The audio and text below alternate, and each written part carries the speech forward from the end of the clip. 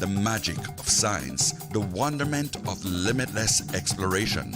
Over 50 science projects and experiments representing budding scientists from schools across the Cayman Islands. Sourcing energy, exploring the environment, oceanography, agronomy, rocket propulsion, medical technology, drone technology, water security, eco-solutions, math, chemistry, physics, biology, engineering, nanotechnology. The Rotary Central Science Fair 2025, Saturday, April 5, Camana Bay.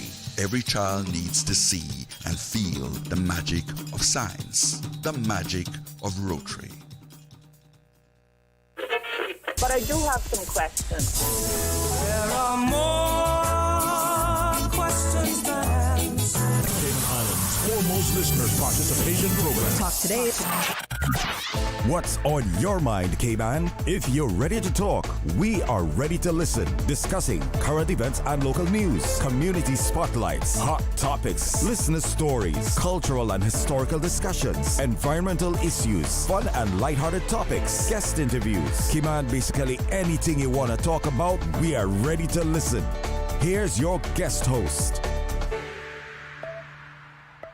Okay, man, welcome to Talk Today. I'm Charles Glidden, your Wednesday guest host. This afternoon, we'll hear about the contribution of the insurance sector on Cayman's economy. We have lots of open mic airtime for you to join in the show. Stay with me. Talk Today is brought to you by Subway, open 24 hours in Countryside, Anderson Square in Georgetown, and Centennial Towers in West Bay. And by the Ministry of District Administration. Explore your history, explore your land, explore your sister islands. And Cayman Airways. Call them on 949-2311 to book your nonstop flights to Los Angeles and Panama. And Doctors Hospital. Peace of mind is important when life happens. Doctors Hospital, always there for you. Call 949-6066. Talk Today is reminding you to avoid any statements or comments which are abusive, derogatory, malicious, or defamatory. Do not use indecent language or make any statement that is false or misleading. Call 1-800-534-8255, 949-6990, 949-8037, or WhatsApp us on 925-3261. And now, back to Talk Today. Yes, here we are. The insurance sector is a major player in Cayman's financial industry. To get a measure of just how big an impact the insurance sector makes on Cayman's economy, the Insurance Managers Association of Cayman, also known as IMAC, and Cayman Finance commissioned FTS, a local management consulting firm, to conduct an independent economic impact study to quantify the contributions of the international insurance and reinsurance sectors to the Cayman economy. This afternoon, we'll hear more about that and the findings of the study from Kevin Poole. He's the General Manager of the Insurance Managers Association of Cayman, Paul Byles, FTS Founder and Director, and Brittany MacVicar, Cayman Finance Associate Director. Folks, good afternoon. Welcome to the show. Good afternoon. Good afternoon. Thank you for having us. So, Kevin, let me start with you because before we were on the air, you had to straighten something out for me because I was under a wrong impression here. When we're talking about IMAC, we're talking about actually a special sector of the insurance industry here in Cayman. Explain Sure. the difference between local and IMAC. Yeah, well, as IMAC being the Insurance Managers Association of Cayman, as the name suggests, our membership is largely made up of insurance managers. So these insurance managers manage what we would term international insurance companies. And in Cayman, there's roughly around 700 of these individual insurance companies. So it's quite distinct from what we would term domestic insurance. So it's nothing to do with home insurance, car insurance, or health insurance.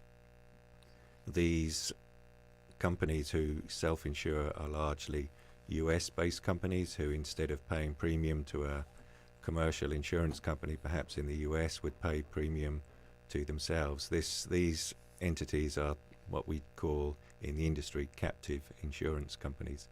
So as I mentioned, they're like mini insurance companies, and there are around 700 of these in Cayman. So Cayman is one of a number of different domiciles that have this sort of captive legislation in place. So no one should call to talk to you about the rates that they have to pay for their house insurance. Unfortunately, or anything. Right. if we could do that, I'd be calling in too. But no, unfortunately not. Some of the same impact perhaps we might see in terms of reinsurance rates. People are often told their property insurance has gone up because the reinsurance rates have increased, and the same impacts our membership as well with some of the risks that they write. So if you could imagine a company like Ford Motor Company, for example, they have a large number of employees, and they might need to buy insurance for like workers' compensation, for example, in case any of their employees got injured on the job. So rather than paying however much it would cost to a commercial insurance company like a Hartford or an AIG or somebody like that, they could pay that premium to themselves instead and use those funds to pay claims. And then they focus on risk management controls to hopefully reduce their cost of risk. And that's kind of what we do. That's a good way of keeping the money in the family then. Exactly, yeah.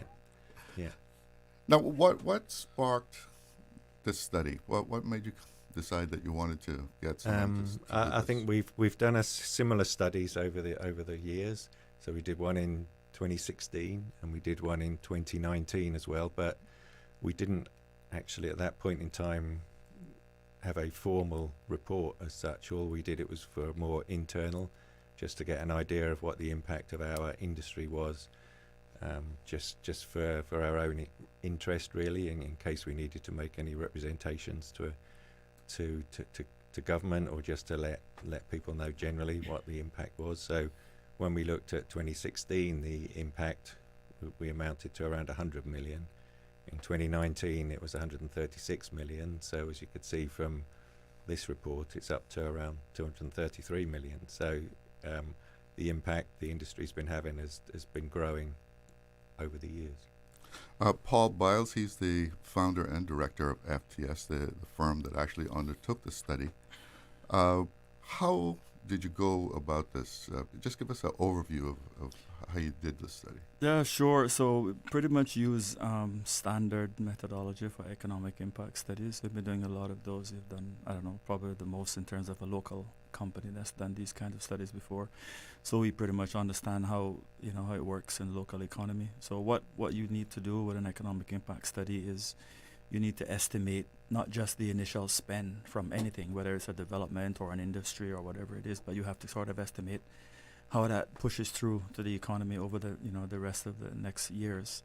And so there's a standard methodology for doing that, which is called a multiplier. And so for every dollar that's spent in any country, there's a multiplier effect. And it kind of depends on the country and a lot of different sort of more technical stuff. But a multiplier could be, say, 1.5, which means for every dollar that you put into Cayman's economy, an extra 50 cents is contributed to the overall economy.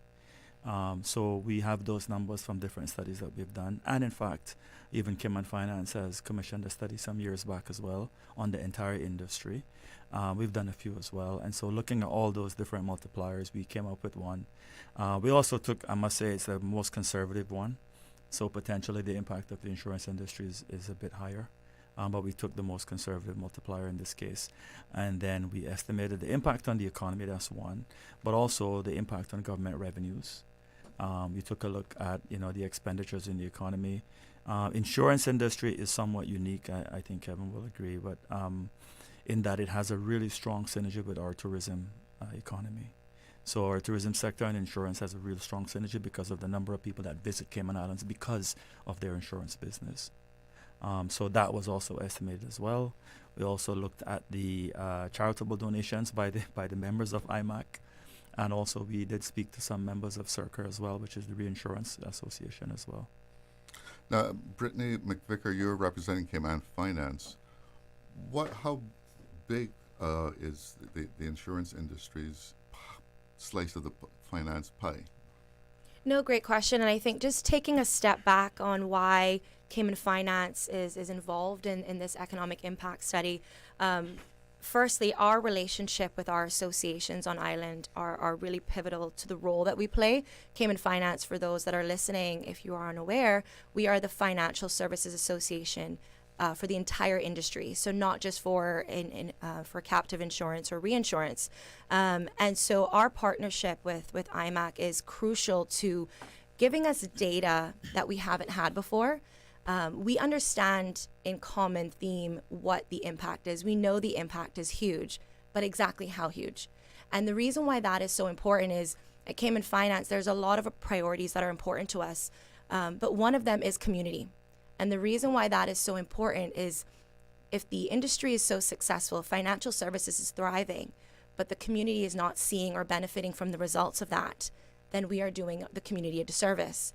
And so through this study, we are able to quantify what that impact is, how far-reaching it is, and really start to put a frame around that. And it was very important for me, representing, the sector.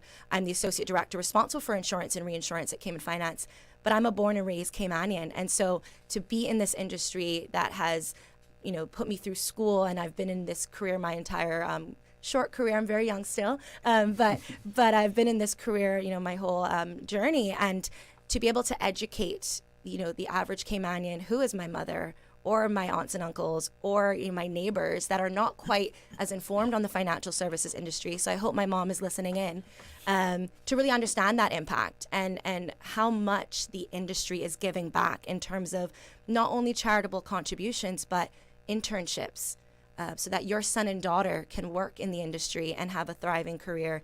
Our healthcare system and the infrastructure and the roads that we build, that's all being funded from somewhere. And so this impact through the study, as Kevin and Paul rightly mentioned, is supporting a lot of those efforts. And so on behalf of Cayman Finance, we couldn't have been more delighted to be able to support the project, to be able to have the data, to be able to bring that information to the listening public. All right. And on that note, we're going to break and come right back. Accidents and illnesses can strike without warning. Ouch! When it comes to urgent care, every second counts. At Doctors Hospital, we have a dedicated team of experienced doctors and nursing staff available to you 24 hours a day, 7 days a week. Don't waste time in an overcrowded emergency room when you need urgent care. Whether it's a broken bone, a severe infection, or a sudden illness, trust in Doctors Hospital's unwavering dedication to providing the best immediate care. For complete urgent care when you need it the most, choose Doctors Hospital, located in Georgetown, 16 Middle Road. Subway and Oreo has changed the dessert game. Introducing the Oreo Footlong Cookie, a full 12 inches of chocolatey, creamy goodness. It's big, it's bold, and it's here for a limited time. Perfect for sharing or not, we won't judge. Want it fast? Order ahead with the Subway Cayman Islands app for quick pickup and earn loyalty points, or get it delivered straight to your door with Bento and Let's Eat. Don't wait. Treat yourself today. The Oreo Footlong Cookie is calling your name. Subway. Eat fresh. Snack sweet. Easter vacation is just around the corner, and Cayman Airways has added multiple extra flights to some of your favorite destinations, some of mine too. Look here, they got seats available now for booking on extra Easter flights between Grand Cayman and Kingston, La Ceiba, Miami, Cayman Brac, Little Cayman, and you can even catch a non-stop flight to Montego Bay for Easter. Check it out. You can visit CaymanAirways.com, contact a local travel agent, or call Cayman Airways Reservations on 949-2311. And don't wait too long though, because these extra Easter seats always sell fast. Be sure to add your Sir Turtle Rewards number to your booking so you can earn more miles for more free trips this year. Well, I know where I'm going. I'll see you on board a uniquely Caymanian airline for Easter. Wouldn't it have been grand if you had purchased land 30 years ago? It may not be 2020, but a perfect vision has never been more clear. Cayman Brac and Little Cayman, poised for growth with an eye on the future. Your land, your history, your future. Discover all that our sister islands have to offer. Radio Cayman's Talk Today.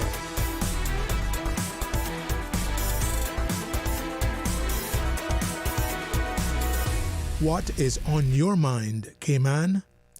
Welcome back. We're hearing about the contribution of the insurance industry, especially the international section of that on Cayman's economy. The study that was conducted, any surprises?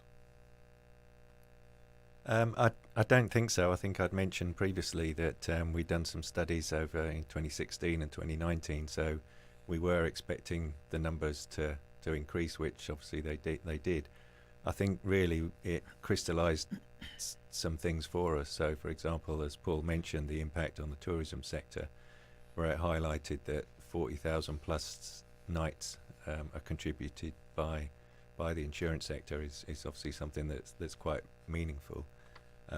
Also, just the employment impact as well, and the number of Caymanians employed in the industry as well was something that we'd never really thought about gathering that data perhaps before, so that was available as well. And as people can see from the report, around 50% of the industry is made up of Caymanians, so that's obviously a plus. And just out of a total of 256, is it? Right. And obviously it's in the industry's interest to try and increase those numbers as much as possible, so we do try and try to do that as much as possible through various initiatives. Is there a significant amount out of that 50%?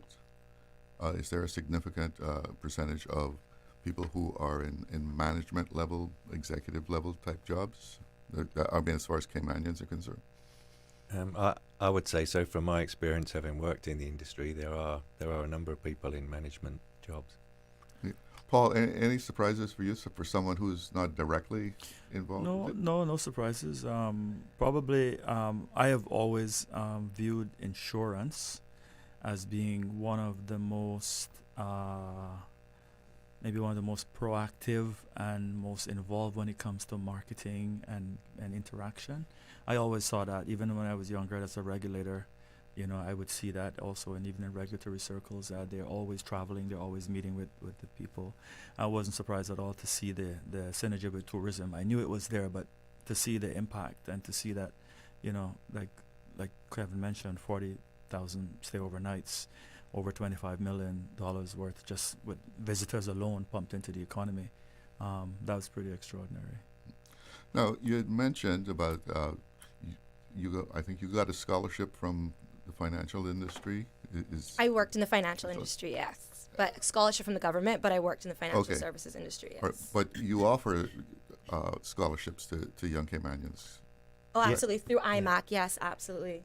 Yes. And actually, just touching on that, because I just had a quick observation from the economic impact study that wouldn't say necessarily surprised me, but I think it relates to kind of taking it back to the students and opportunities is whatever the number I thought it was is very impressive. But I think two things that stood out is one, especially on the reinsurance side, as Paul mentioned, there was a select group of companies that were included. So we know that the number is more than what we have. And again, with a modest multiplier that Paul mentioned, which with the impressive number as it stands, we know it's something more, which is even better. But I also think the opportunities, by looking at this report, I'm hoping that students that are aspiring to study in the industry are looking at this report as an opportunity point for growth of career opportunities, where they could see their careers going, how the career is, how the industry is growing as a whole, and what that could mean for them when they come out of university. So I think this is also very telling as well, is through this growth, that means there are jobs for them when they return from university. So I think that also lends to the scholarship opportunities that you're seeing being awarded by IMAC. And the importance of that is, while IMAC scholarships are not just to study insurance, when you see studies like this, it gets you excited. You want to learn more. And again, the numbers show that there is an opportunity for them to do well. So not just to get a job, but to be in a senior position, a managerial position, and work your way up, but to see the fruits of that labor as well. What does it take to climb that ladder? Hard work and perseverance. I think it's the same in any career, really. So give us the inside scoop, Kevin. So I mean, like any profession, you probably start out at the bottom and work your way up. So I think in the captive insurance industry, from what I can speak about, it's obviously important that you're able to converse well with clients and get on with your clients, and you're comfortable in the board meeting session explaining whether it be updates to regulations or financials that are conducted. So each of the managers will produce financials for their clients, and so they need to be able to present those so that clients know exactly what's going on with their company. So just generally being comfortable and well versed and in financial industry as well, and giving some meaningful advice, whether that might be on other lines of business that they might want to consider for their captive, taking the experience from other clients that your firm might manage, that sort of thing. So a lot of interpersonal interaction. Interpersonal skills, yeah. And I mean, I guess one of my bugbears is just to tell people to pick the phone up and speak to your client, and don't just deal with them over over the email, because insurance is a very sticky business. So generally speaking, once you've won the business, it's yours to lose. So really, if you enjoy those sort of interactions with clients, and I would say over the years, like many in the industry, you make a lot of very good friends in the industry, and your clients do become personal friends. Okay, we do have someone on the phone line. So if you want to, good afternoon. Welcome to Talk Today. Yeah, hi. Good afternoon to you, Charlo, and good afternoon to your guest. Good afternoon. Good afternoon. Hi. Interesting topic to have on today. If nothing else, from an educational standpoint from our populace, because Charlo, I think many people in Cayman did have the same sort of assumption, if you will, that you started this segment with. I did have a question for the gentleman, and kind of put them on the spot, but I was listening to the debate the other night, one of the candidates' debate, and one of the questions that came suggested that there was a forgot the word that they used, but basically a slowdown or cooling off of the financial services industry, and they were, and so it wasn't just insurance. Basically, they said the industry, and they aligned that question with the thought of, given that its importance and the fact that it's number one contributor to our GDP in the whole nine, they went on to ask what can the candidate do to either support or otherwise the industry. And I suppose I wanted to ask them their professional views about whether there was a slowdown, because that was not the impression that I had. I had the impression as a Caymanian that industry is quite doing quite well, and I know the whole captive insurance for a long time. We were second to Bermuda. I wonder if they can speak to those numbers. There was a point I was involved. I used to promote the financial services industry in big shows like at Ashram and that sort of thing. And I'm just wondering if they can give any update about their views on the industry as they see it, and then also how we're doing comparatively to the places like Bermuda that's heavily involved with the reinsurance. We saw recently where they shared that they were becoming quite cutthroat in competition to Cayman. I'm wondering if they can share any views on that from a knowledge standpoint. Thanks. Okay, thanks for the call. What can you tell us? I don't know, did you want to talk about is there a finance slowdown? Industry overall, Brittany? Yeah, so I think what I'll do is, I think the first comment that I want to make around that, and which is a very important question in the time that we are in, the first point I want to make is that through this study, and this is a portion of the industry, so Cayman Finance identifies 7 sectors. So this is one of our 7 sectors. And so the growth that we are seeing here is very clear in terms of the economic impact that we are seeing in the industry that is driving the growth. What we don't have data on, and this data is very important for us, is understanding where the opportunities are. And do we have individuals to fill those opportunities locally? Because that is what's then going to drive the opportunities that stay here or that go overseas. So what we're trying to understand is, if you have students in school that are studying to be in marketing, or they're studying to be an engineer, and there are no jobs for them when they return, that is what is starting to drive the issues that we are currently facing today around unemployment, around lack of opportunities for our young people. Now, when we talk about the industry, the jobs are there. But if they're not going to school for those opportunities, if they are not aware of the careers that exist within the insurance industry, for example, they are not equipped or ready to take on those roles. So in those roles, you have to seek elsewhere to find them. So we need to address that. And so through Cayman Finance, we are working very closely with the industry to gather that data. We want to understand what are the careers available in insurance, actuarial, consulting, compliance, etc. We want to understand exactly what roles exist right now and within the near future. And then we want to understand how many jobs exist so that our students can then go off. We don't want to, we don't want to stifle their passion, but we want to make sure that they have the data to make the most informed decision. I think once we have that data and we are then able to address that, the growth will then match with the capital, the human capital that we have. So I think that's my comment on the overall financial services industry. And I think once we are able to specifically address the mismatch between opportunities, the supply and demand, I think we can then have a broader discussion on the growth. But you see the financial industry as robust as it's ever been? I mean, that was what he was... I would say to the gentleman that called in that I actually agreed with him. He said his impression was that it wasn't doing badly right now or growing slowly, and I would agree with that. I'm not sure, where that comment may have come from. It could be that they were anticipating that it could get worse because there's a lot going on in the U.S. right now, and obviously we're very dependent on the U.S. for both tourism and financial services in terms of clients and entities and so on. So it's very possible that, in the short to medium term, we start to see some negative impacts if the U.S. goes into a recession and so on.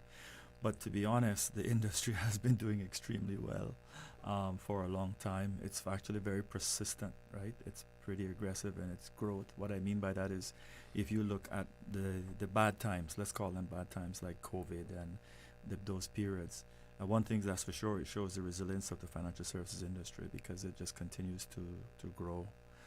There are periods when we could see some negative impacts, especially when we have a financial crisis or a really bad recession, for example, globally or in the U.S. But that hasn't actually occurred just yet, and hopefully, fingers crossed, it doesn't, or even if it does, it's not too bad.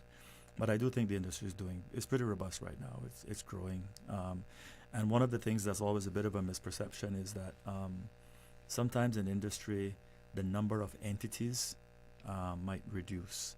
So you might see less banking licenses, or you may even see less insurance companies.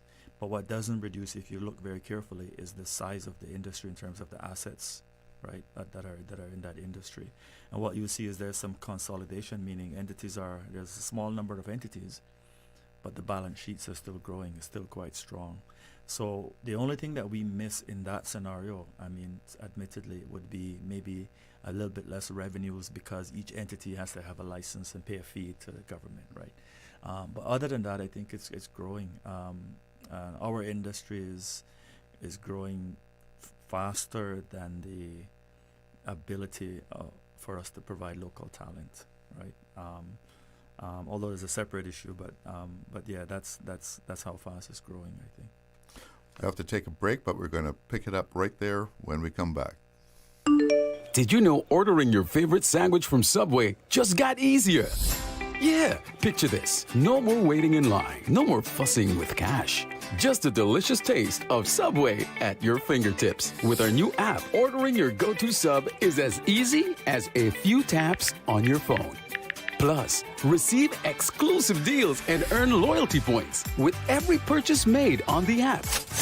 Download the new Subway app today and get ready to ditch the lines and drive straight into your flavor. Visit the App Store or Google Play Store on your mobile phone and search for Subway Cayman Islands.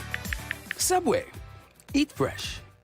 Easter vacation is just around the corner, and Cayman Airways has added multiple extra flights to some of your favorite destinations, some of mine too. Look here, they got seats available now for booking on extra Easter flights between Grand Cayman and Kingston, La Ceiba, Miami, Cayman Brac, Little Cayman, and you can even catch a non-stop flight to Montego Bay for Easter. Check it out. You can visit CaymanAirways.com, contact a local travel agent, or call Cayman Airways Reservations on 949-2311. Oh, don't wait too long though, because these extra Easter seats always sell fast. Be sure to add your Sir Turtle Rewards number to your booking so you can earn more miles for more free trips this year. Well, I know where I'm going. I'll see you on board our uniquely Caymanian airline for Easter. And now a paid political message from the Progressives. The time has come, Cayman. The PPM is ready to share our vision, to show you that we are the proven stable choice for our islands. PPM Manifesto launch this Saturday, April 5th, Compass Green, 7 p.m. Bring your family and your friends to an evening of connection, information, and leadership that you can trust. Cayman's future is in our hands. Now let's move forward together. We're moving forward. We're moving forward. We're moving forward. See the light again. System 1 loaded. For the record, every Monday, Wednesday, and Friday mornings from 7:30 to 9:30, we interview the various government ministers, opposition, and Cayman Island legislators. For the record is brought to you by West Bay Pharmacy at Centennial Towers. Visit us today for fast, efficient, and professional service. Everything you need and the hours you need it at West Bay Pharmacy. Radio Cayman's Talk Today.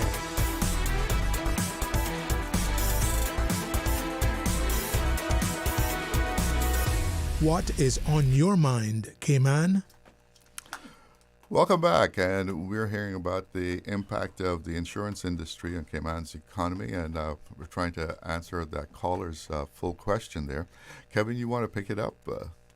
Sure, yeah. The only comment I would make just about the reference to the slowdown in financial services was I think we have to be very careful with regards to sort of offshoring, perhaps, of jobs, that sort of thing. So we do need to make sure that the investment in the industry continues.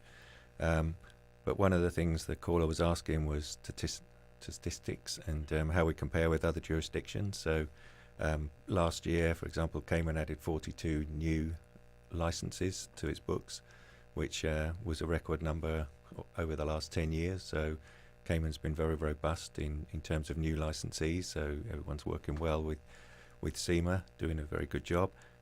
When we look at total premiums and total assets under management, we see around 41 billion in premiums for this particular industry and 152 billion under management. So those numbers continue to grow over time.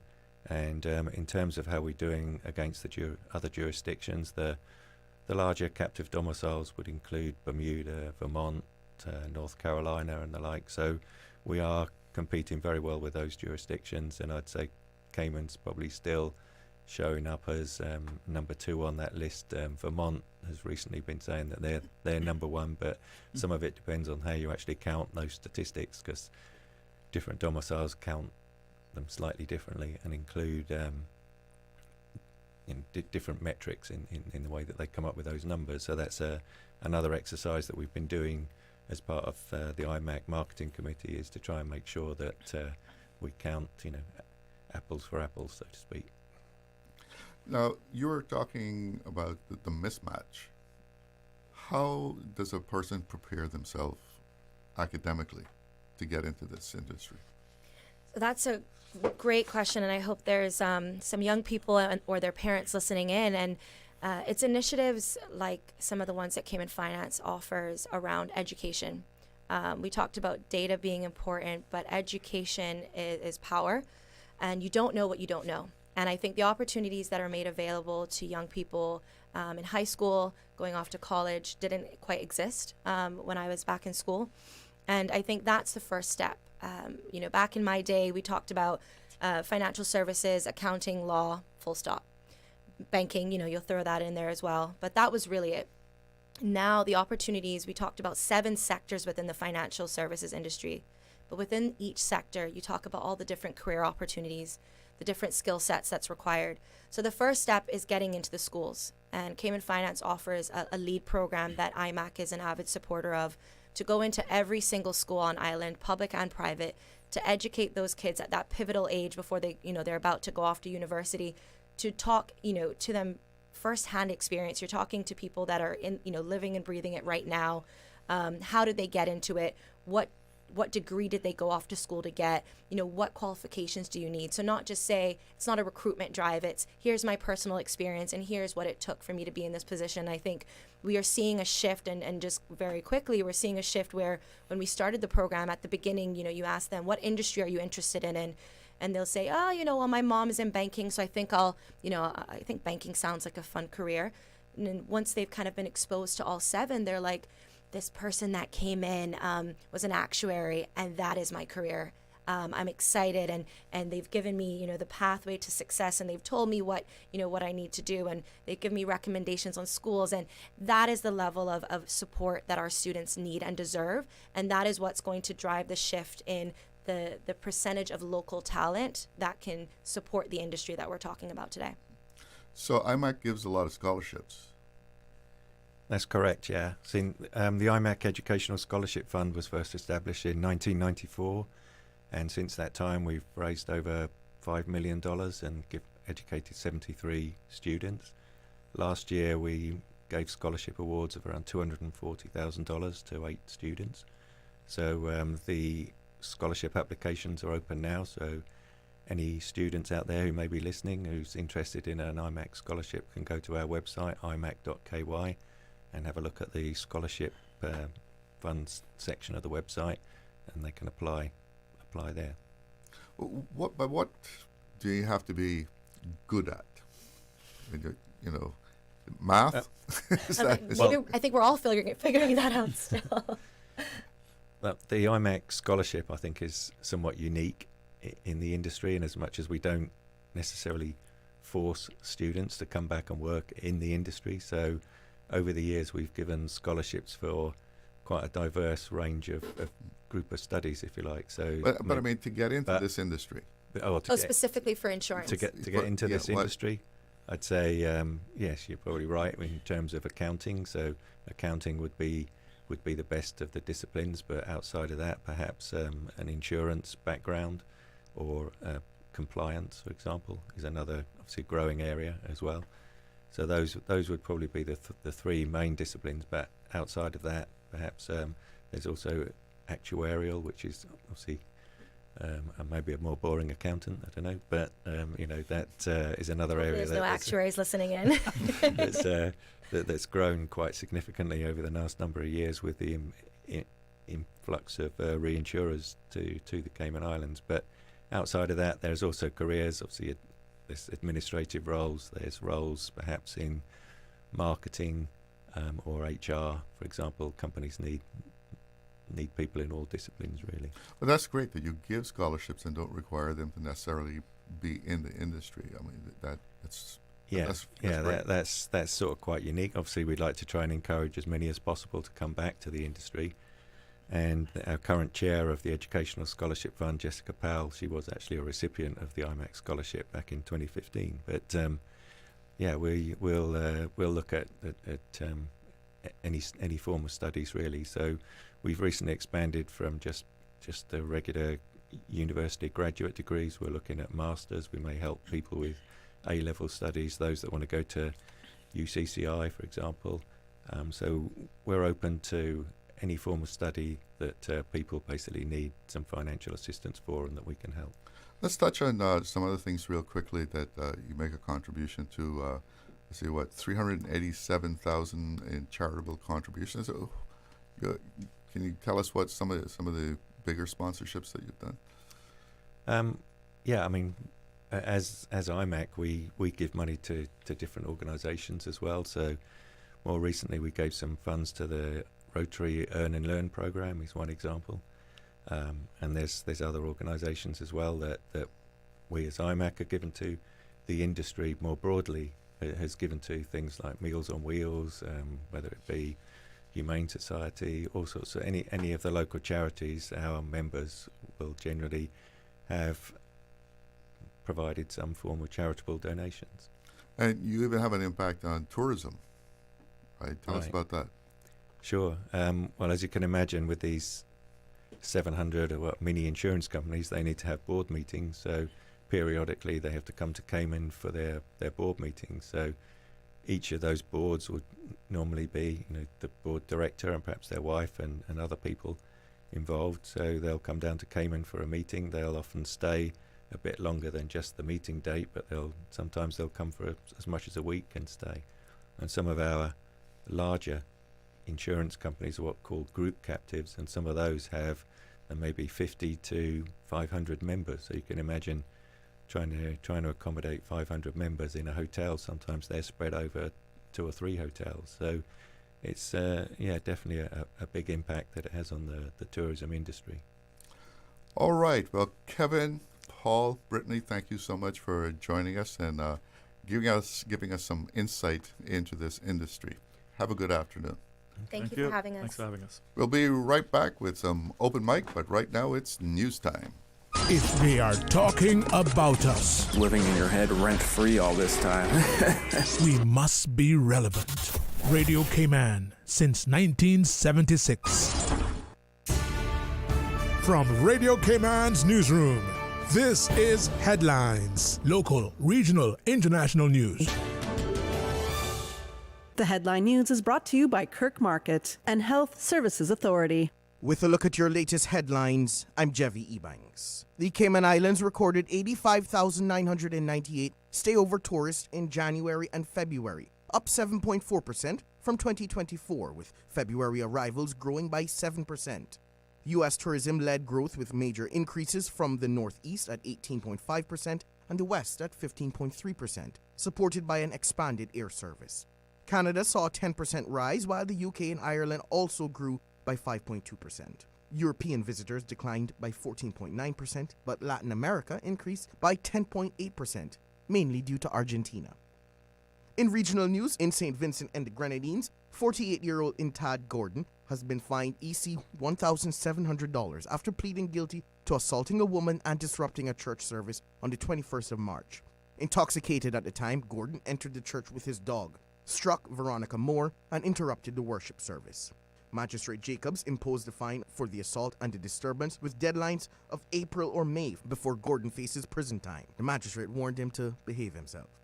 The Archbishop of Port-au-Prince, Max Mesiodor, has warned that Haiti is experiencing one of its darkest periods as criminal gangs seize control over large areas. He expressed spiritual support for victims, highlighting displaced religious communities, closed schools, and evacuation of nuns. He urged the faithful to remain hopeful and called for divine intervention. Last month, he appealed for international help, while the United Nations condemned an attack that led to multiple deaths. The Kenyan-led MSS mission, backed by the UN Secretary Council, continues to restore stability amid rising violence. That is your latest headlines. I'm Jevi Ebanks. Radio Cayman. More news available at www.radiocayman.gov.ky. Check out our social media pages: Facebook, YouTube, X, formerly Twitter, Radio Cayman Headline News.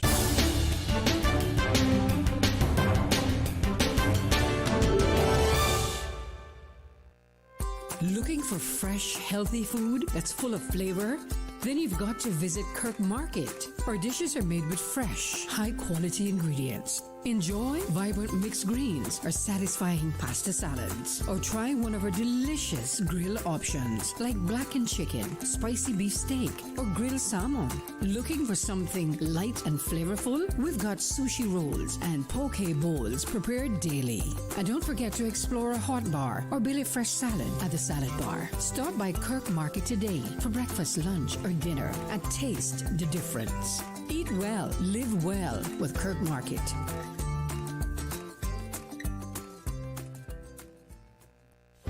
Do you have a healthcare question but not sure who to ask? Contact HSA's Patient Call Center to speak to one of our experienced clinical team members. We are here to answer your questions and help guide you through your healthcare journey. Need to make an appointment? Our team can help. Contact HSA at 949-8600 or email info@hsa.ky. At HSA, we are committed to caring for you.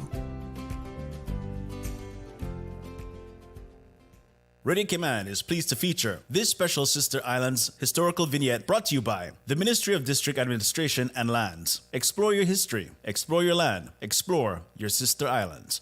Cayman Brac artist Holroy Eric Lorenzo Walton, affectionately known as Roy, was born on August 13, 1936 in Bogasan, Cayman Brac.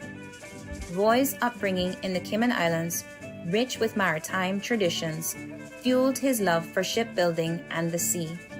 From assisting in the collection of boat timbers to his involvement in the turtling industry, Roy's fascination with the sea was evident. At 16, he embarked on his seafaring career with Colonel Shipping and later with National Boat Carriers, where he honed his skills and drew inspiration from the ocean. Despite the demands of his career, Roy's passion for art flourished, creating paintings, sculptures, and crafts that captured the essence of maritime life in the Cayman Islands.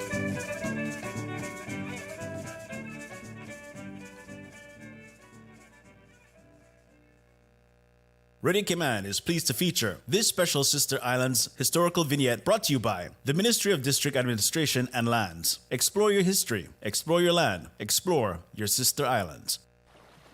Explore your history, explore your land, explore your sister islands, the ultimate staycation experience. Your culture, your freedom, the land that time forgot isn't gone. It's your sister islands. Discover all that our sister islands have to offer. Radio Cayman's Talk Today.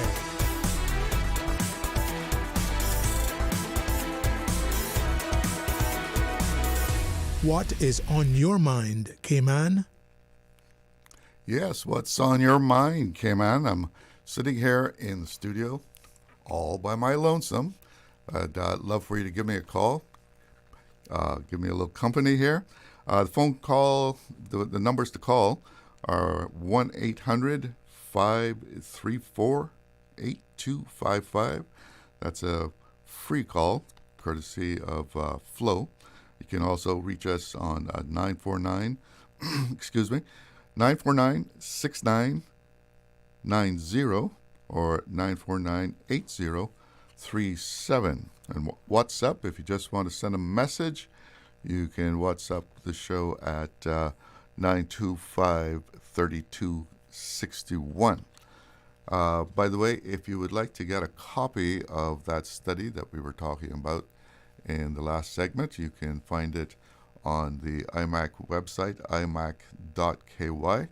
You can download it and take a deeper look into it if you would like to see all the details there. Well, what's happening around the place today? Let's see. The judge has drawn the brakes on the Conservation Council decisions. They can meet, but they can't make any decisions until I think it's a hearing that's coming up. So that's the latest update on that. And I see another little shake-up that we've had here with the Miss World Cayman Islands. They replaced the reigning Miss World Cayman Islands with a runner-up, and that happens ever so often in the Miss Cayman world. We've had some of those before in the past, and of course, everybody's mind is now being focused on the upcoming elections. A lot of issues out there that people are offering their solutions to. What are yours? What is on your mind as far as the issues, the cost of living? Everybody's affected by that. You know, when you go to the grocery store these days, boy, I know when I approach the cashier, I say, I wonder how much this is going to cost, because every week, you know, it's like a little bit more to get the same thing you got last week. And you have to be watching what you get. So I know that's a big issue with a lot of people, and rightly so. How much can the government do in order to bring down the cost of living? Can they do really anything? Because there's a lot of factors that contribute to the cost of living. We have a caller? Do we have a caller on the line? Good afternoon. Good afternoon. You're on the air. Good afternoon again, Chalo. You're back? Yes, I'm back. I hope it's not just temporary. Well, we'll see. I'm a guest at the moment. I'm designated guest host. Well, Chalo, have a very important topic to talk to you about. Okay. In June, July, we'll be having over 500 kids coming out of school. Uh-huh.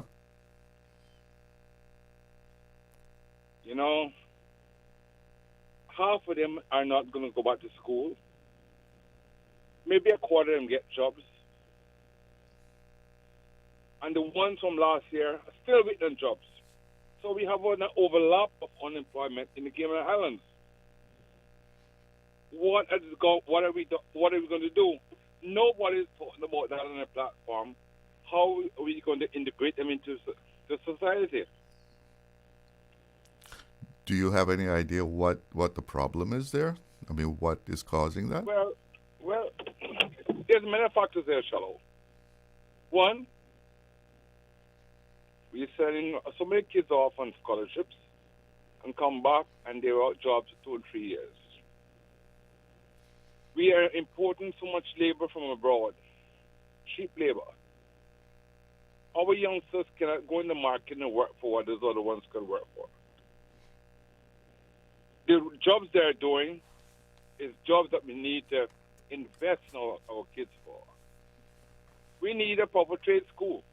Mm-hmm. That's been kicked around for quite a while. We have been to numerous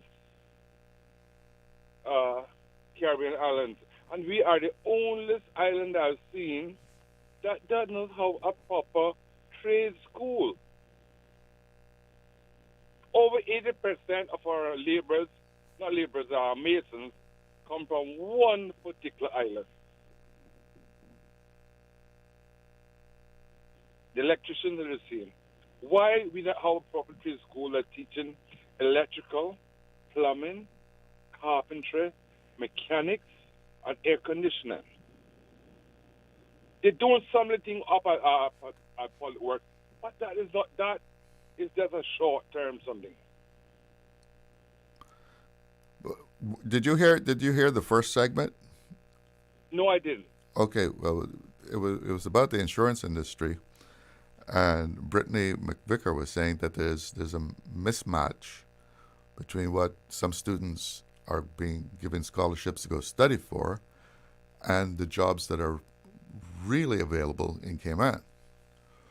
Do you think that's part of this problem, that young people go away and they study something, but that particular area is not something that you can come back and just pick up a job right away? You might have to move to the UK to really, make a living off of that. You think that's a part of the problem? That is part of the problem, and who is to blame for that problem? Well, you got to give the young people the guidance, and let them know exactly what's available here. No, but even send a kid away for a particular job, you must ensure that when he or she returns, there is something for them in the job market within government. Because they're bonded to government. You got to pay government back. I think how it works these days, I know years ago you were required to come back and work for government, but I believe now even the government scholarships don't necessarily demand that you work for government. It's just that you come back and work in Cayman for so many years. Well, that's good, but many of them come back and they're out of job for years.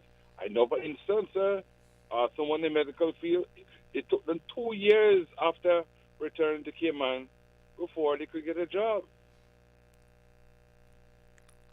And I mean, the position that they were looking for was available, or it was just that was in the medical field. 2 years. 2 years. Yeah, that's a long time looking. We need to say Cayman first. I know we don't have all the necessary skill sets to survive, but we got to invest on people.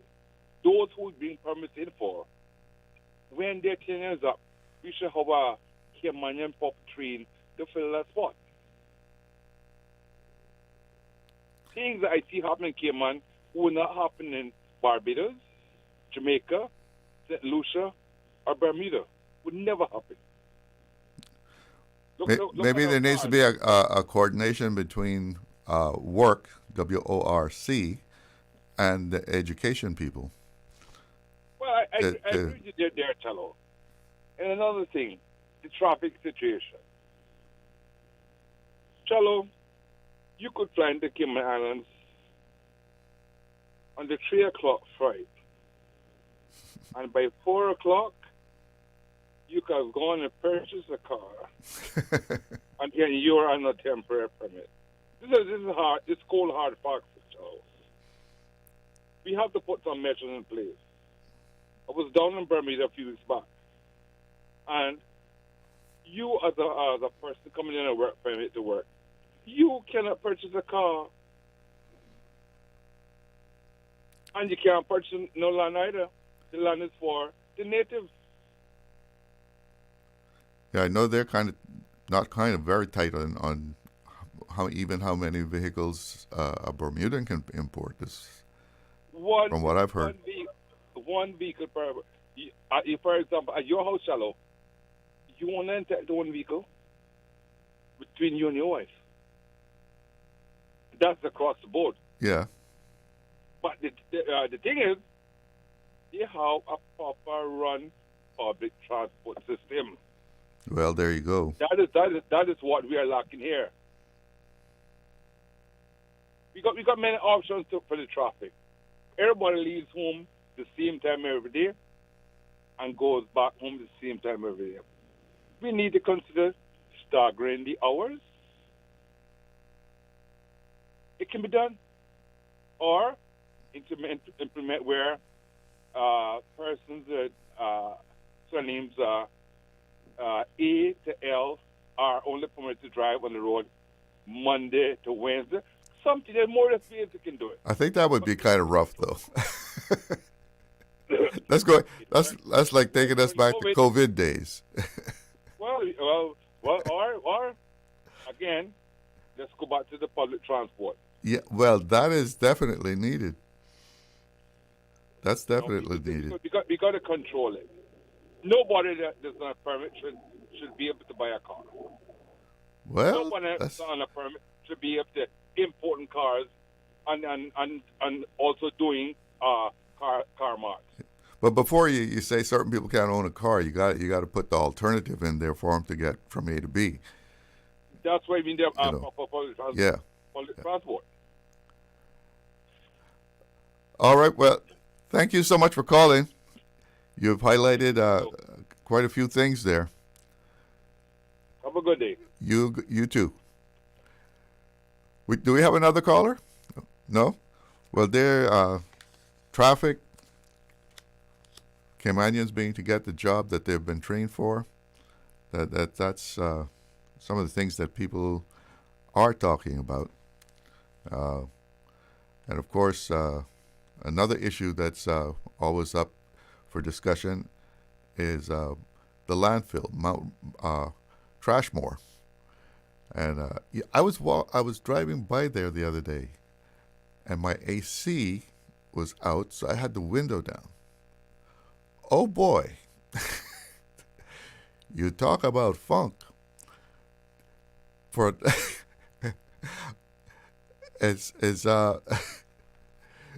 when I had to put the window up, even though it was very hot, but I really couldn't take that smell. I don't know how people in the area put up with it, but when the wind's blowing a certain way, boy, that is something else. Okay, so we have a WhatsApp caller. Good afternoon, you're on the air. Good evening, Mr. Glidden. How are you, sir? I'm doing okay, and yourself? Yeah, putting it in. Good to hear your voice again, sir. Election time is around the corner. And I'm wondering if the people or the candidates that are running are considering that there are a lot of people in the different communities that are saying, where is the people? I mean, I made this statement already before on another show there, but it seems like it continued to repeating. Someone will have a yard meeting or something to come out, good food Have the what? and everything, and a lot of people come out because it's weekend and they don't want to cook and stuff like that. And then after that, there's more meetings, and you don't see anybody canvassing. I like what I heard from Mr. Lonnie Tibbetts this morning. He was talking on the, for the record show with Mr. Conan. He was saying that, you know, when he get back up to the brass, that he would be canvassing, going door to door and yard to yard to visit people that he's representing. And I think that that is the right way. You got to mingle with the people and hear what their needs are and what they want, and that way you can cater for the people. But to me, an old man, Mr. Glidden, the issues in Cayman is simple, and it's two. And I guess people don't want to hear me say this, but it is that health insurance. Plenty Caymanians do not have health insurance. Some of them are not working. They can't get a job. Not they don't want to, they can't get a job.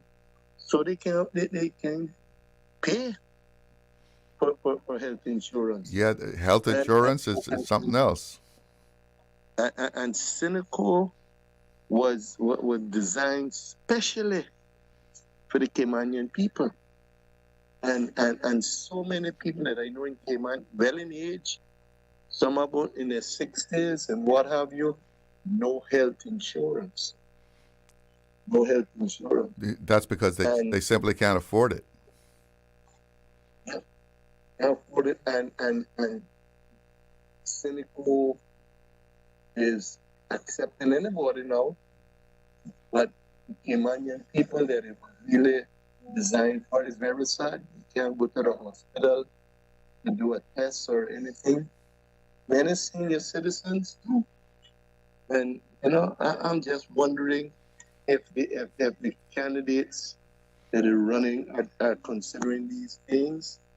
And people, our own students go away and study for 3 years, come back, no job.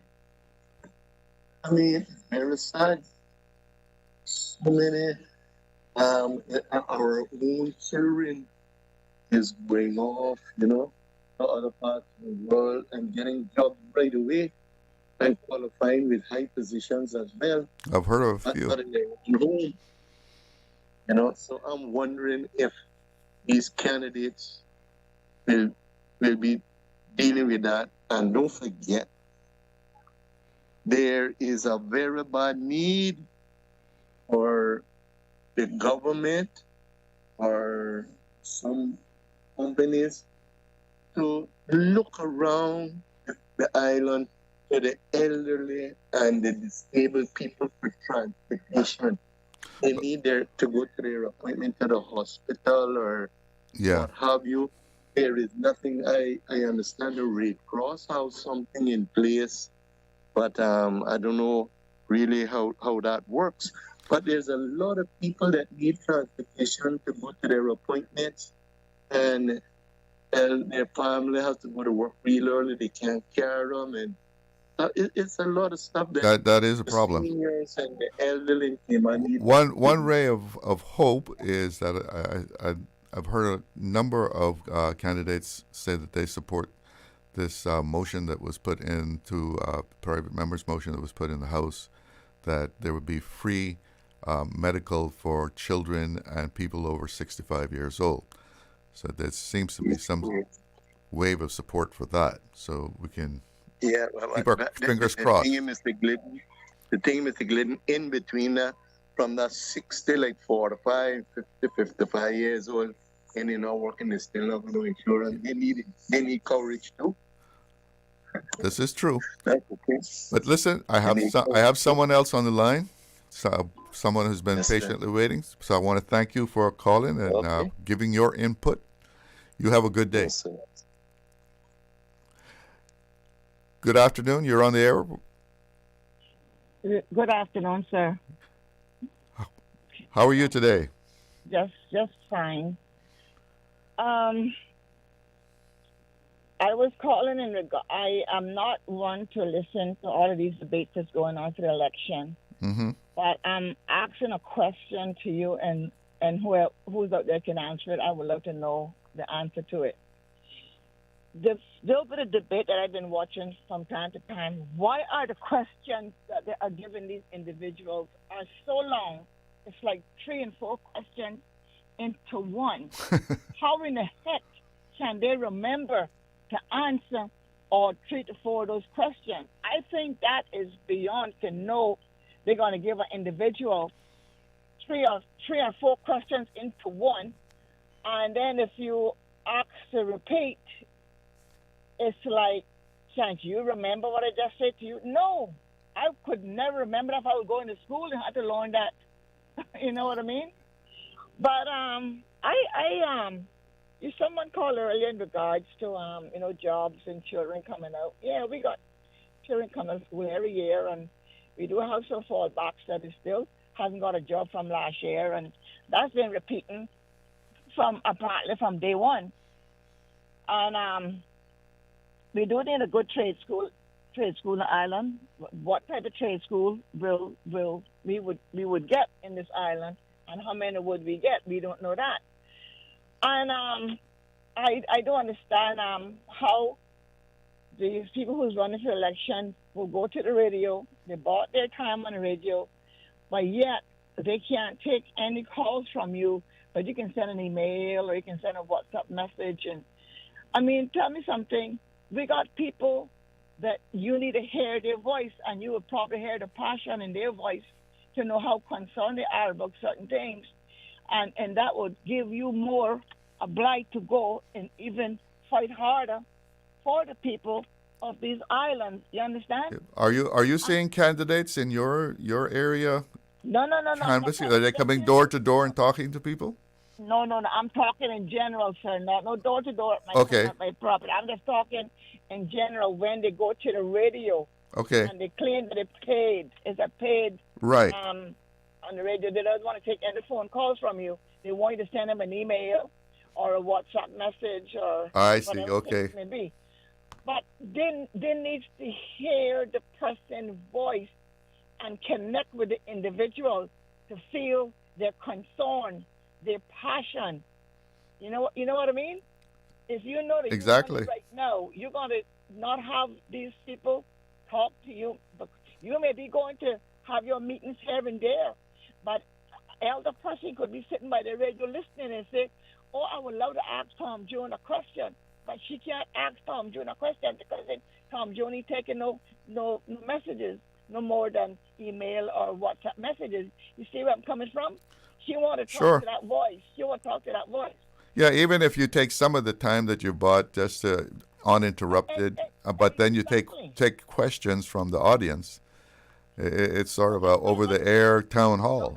No, I'm talking about the radio. The radio I'm talking about this time. I'm talking about the video. But I'm saying take calls and talk to the people. Yeah, take calls and talk to the people because then, they got their great concern too, and some of these people not really talkative and so forth, but sometimes they'll get the courage to say, you know what? Well, Tom June is on now. I'm going to call him and talk to him, because then I want to get to feel how I'm going to vote this next couple of weeks and so forth. You understand? Sure. The connection is what is important to the people, not just the radio, not just the backyard meetings and so forth and so forth and so forth. But anyhow, there's a gentleman talking about the schools, and then you had one just talking about elders this and elders that. Insurance. PPM had a bus service. I thought that was so great to know that these people could have jumped these buses and go to the hospital had a bus to come and pick them back up and take them if they had to catch a public. I even utilized that myself. I remember what you're talking about. I used it a couple of times. I thought that was such a great service in this island, and it's gone. And I think that what this last caller was kind of talking about some and so forth. But I just want to say to you, Mr. Glidden, I don't care what government we get and how long we keep getting having an election every 4 years. The government cannot fix and do everything for the people of these islands. We need to do our part as well too. Well said. We can't sit down and expect government. We got people who are sitting down, marking the calendar every month for that NAU check, but yet they are not trying to help themselves to see what they can do for the community. They want government to do everything. And then when government does not answer their phone calls or come and visit them, they get highly upset. I'm going to tell you something, Mr. Glidden. If you want to go, you let me know if it's time to hang up. If you want me to hang up now, you're ready. Well, I do have to go to a commercial break, but I agree with you very much that you just can't be a freeloader and expect the handouts all the time. You got to do something for yourself. Hey, exactly. But anyhow, since you have to go to a break, we'll talk about it another time. All right. Thank you so much for the call. Have a good day. You too. Bye. Bye-bye. We'll be right back with more Talk Today. Subway and Oreo has changed the dessert game. Introducing the Oreo footlong cookie, a full 12 inches of chocolatey, creamy goodness. It's big, it's bold, and it's here for a limited time. Perfect for sharing or not. We won't judge. Want it fast? Order ahead with the Subway Cayman Islands app for quick pickup and earn loyalty points, or get it delivered straight to your door with Bento and Let's Eat. Don't wait. Treat yourself today. The Oreo footlong cookie is calling your name. Subway. Eat fresh. Snack sweet. Easter vacation is just around the corner, and Cayman Airways has added multiple extra flights to some of your favorite destinations, some of mine too. Look here, they got seats available now for booking on extra Easter flights between Grand Cayman and Kingston, La Ceiba, Miami, Cayman Brac, Little Cayman, and you can even catch a non-stop flight to Montego Bay for Easter. Check it out. You can visit CaymanAirways.com, contact a local travel agent, or call Cayman Airways Reservations on 949-2311. And don't wait too long though, because these extra Easter seats always sell fast. Be sure to add your Sir Turtle Rewards number to your booking so you can earn more miles for more free trips this year. Well, I know where I'm going. I'll see you on board a uniquely Caymanian airline for Easter. Did you know that Doctors Hospital provides urgent care services 24 hours a day, 7 days a week? And Doctors Hospital's urgent care physicians have access to the most advanced MRI and CT imaging in the Caribbean, providing reliable diagnostics when you need it most. When you need quality urgent care for an illness or injury, Doctors Hospital is here for you 24/7. Whether it's a migraine, chest or abdominal pain, shortness of breath, broken bones, or another urgent need, Doctors Hospital at the top of Walker's Road. Urgent care right now. Stay cyber secure with Cayman National. Protect your computers and mobile devices with security software to defend against cyber attacks through viruses, malware, and other online threats. Be aware of unsecure Wi-Fi connections when in public. If you need to access your online banking or sensitive information on your mobile devices, try disabling the Wi-Fi and switching to data from your mobile network. If you suspect a fraud attempt, please contact our customer support team at 949-8300. The nation listens. The candidates speak. Subway presents the General Election Debates, live in studio on Radio Cayman 89.9 FM and 93.9 in the Sister Islands, every Monday and select Wednesdays from 7 to 10 p.m. 2 sessions. One powerful discussion. With Election Day fast approaching, hear what the candidates have to say on the cost of living, housing and development, economic growth, sustainability, education, transport, tourism, immigration, and more. Who has the vision? Who has the plan? Hear it all unfold live, unfiltered, and on the voice of the Cayman Islands. Radio Cayman, 89.9 FM and 93.9. Streaming live on Facebook and YouTube. Visit Radio Cayman's social media pages for debate details. Brought to you in part by Cayman Enterprise City. Also brought to you by Reflections, UCCI, and Yum. Radio Cayman's Talk Today.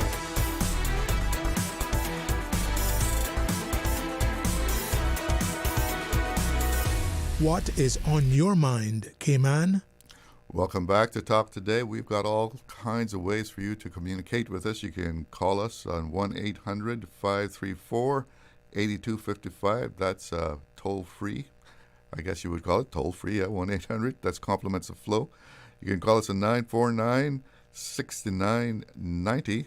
You can WhatsApp us a text on 925-3261. And if you don't want to text, you can even do a voice note, and we have one of those right now. Let's take a listen. Yeah, good afternoon.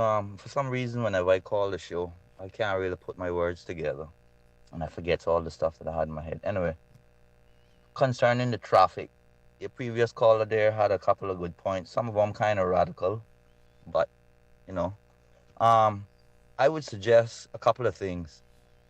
Number one, think outside of the box. We need some sort of way across that North Sound, and a branch go into Prospect, a branch go into Newlands, and then the road continue on up into Cayman Kai.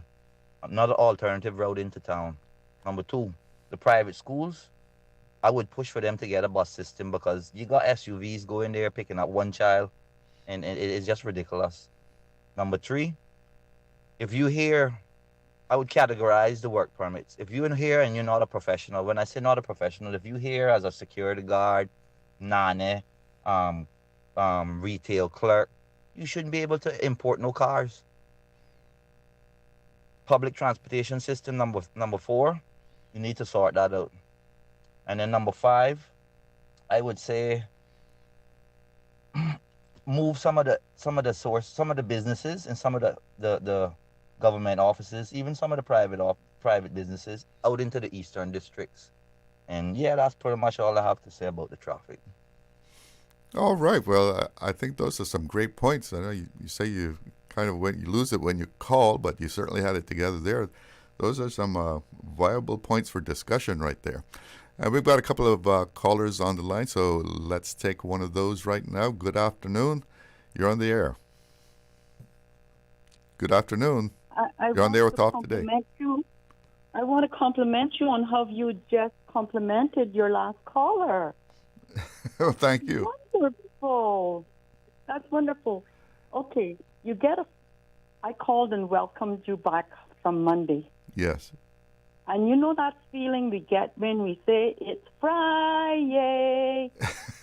Yes. Well, today I'm excited because it's Wednesday, because I was going to get to hear you on the radio again. Well, I'm glad I can bring you some excitement. I need it so badly. Okay. What did I really call for? Oh boy, now I've forgotten what I really called for. I called to support Miss Jan's call. Everything she said was correct, and she's my voice. So thank you, Miss Jan, and thank you for letting her express herself. I think that's what I called. That's what we're about. And I hope I get some excitement between now and Monday when you return. Okay. Okay, bye-bye. Bye-bye. Thank you for calling. All right, we have another caller. Good afternoon. You're on the air with Talk Today. Hello. Mr. Glidden? Yes? I had to call you back because that caller a while ago in regards to doing certain, I guess it has to be overpass from here and there to get where we want to go. there's a better solution than that, sir. They said they want 100,000 people to live on this island. Getting close to it. Very much. But they never say that after they get the 100,000 people, that they mustn't have any children or bring any more family with them. You understand? So if you get 100,000 people here, the population got to continue to grow one shape or the other. So what I'm saying in regards to the traffic on the road and going here and there to build a little bridge or whatever people is thinking about, I hope I never live to see a bridge here in the Cayman Islands, believe me, or overpass in that category, because if we got to become that, we are really, really doomed. Because the biggest problem we're having here in Cayman, we have no control whatsoever in anything. It is come, Johnny, come, and you can do as you please. So if we're going to continue with the growth that we got now in getting behind this, what we got to put something in order that not everybody can have a car, because not everybody can buy a house, so they will live in an apartment. You understand? Yeah. So if everybody can't buy a house and they got to live in an apartment, then we got to have to fix it that everybody can't have a car. Right, which means you got to have some way of them getting around. Well, they say they want to bring this system, this bus system in. Well, I got to tell you, I don't know how they're going to do that, because these guys that are there running out as public bus service that are doing throughout the island, what's going to happen to those guys? Because they're all self-employed for themselves, and they work according to what they budget is for the day. They make their budget for the day. They're off the street. They're going home or going probably to another job, inside job. You understand? Yeah, and it doesn't matter that their route is being abandoned. They make enough money to say I'm going home, but the people are still waiting for a ride. People are still waiting on rides, and I don't even think that we got an 8 o'clock bus service throughout this island going east or west or north or what we call Bordentown. What that is, but that's east too. But would that be considered going east too? Well, if we have a good public transportation system, maybe they'll just have to be absorbed into that system and work for that system. Then that's that. Don't look for that. That ain't gonna happen. That ain't gonna happen. But anyhow, that is a very ticklish situation. And if government, public transport, or whoever's in charge get that in order, what a celebration Cayman would have. Because, Mr. Glidden, let me tell you something. We got some people driving our streets. And this 3-lane situation, we go here, I wish today we still had 1 lane. Because all you can see is zooming from lane to lane. Yeah, we do. We have some wild cards out there, all right. And it's crazy. Mr. Hugh was on Radio Cayman this morning, and I called, but he wasn't taking any calls. If he's listening, I just want to ask him and PPM, what would they do different with everything that is happening right now, knowing that they have been in the government for so many years in and out? And I'm quite sure, sitting at the back bencher from time to time, they have seen and learned what they can do better for this island. You understand where I'm coming from? Yes. So I would like that hope he go back on OC show before the election day to come back and tell us what different would they do that they didn't do before, with everything that is happening right now in this island, that everything is out of control. Well, that's a good way of putting it. And everybody's doing their own thing. You understand? So I just want to leave that with you, and I got to try not to call you back. Okay. You have a good afternoon. Thanks for calling. Good. We have someone else. Good afternoon. You're on the air. This is a WhatsApp Good afternoon, call. sir. Am I on? Yes, you're on the air. Well, thanks very much. Well, I I heard that a Glidden was going to be hosting. Well, one is here. I was wondering whether. Well, yeah. I wondered whether it was Glidden dad or Glidden daughter. So. Oh. It wound out to be Glidden dad. Look, well, first of all, I just want to agree with the lady who just got off the phone, right? I'm a non-Caymanian, of course, and Cayman has been very kind to me and continues to be kind to me. But I was very, very disappointed that having come to Cayman, I found, well, particularly after I stayed quite a while, I found that actually Caymanians were not in charge. They are the ones who are elected, but they are not in charge. So that it was a big disappointment to me that some of the things that I wanted to do with Caymanians, I was prevented from doing those things with Caymanians by people who came to Cayman the way I came in. But that's a discussion for another day. The one I called you about is got to do with the election. Okay. Yeah, an issue has arisen which OC has touched on his show. I listened a little bit to that. This has to do with the qualification of a candidate in Bordentown West. Mm-hmm.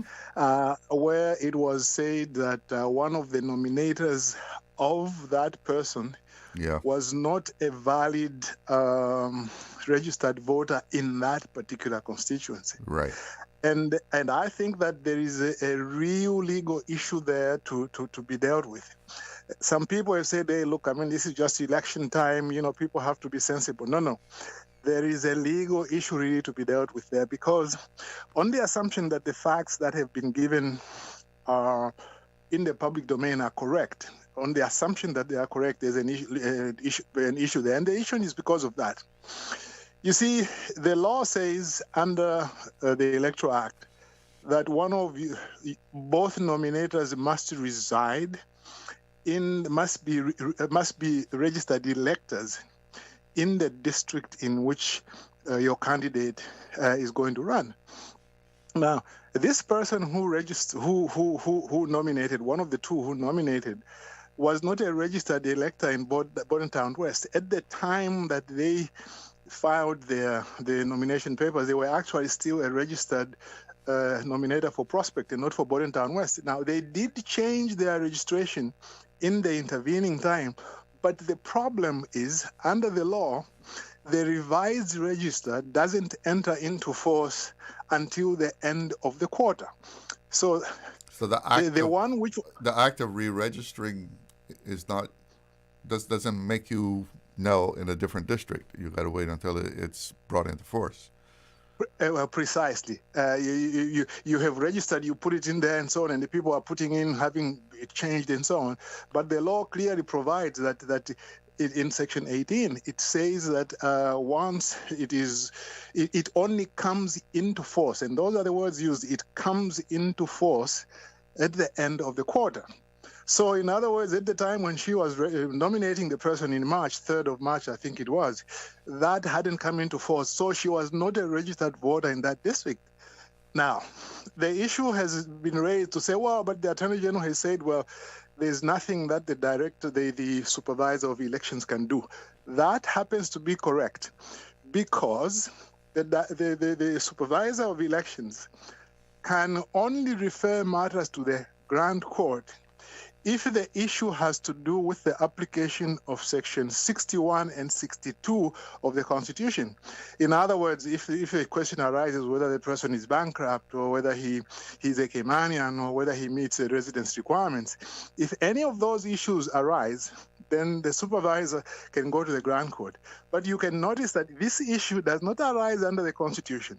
It arises under the electoral law. So the issue then becomes, what is the remedy?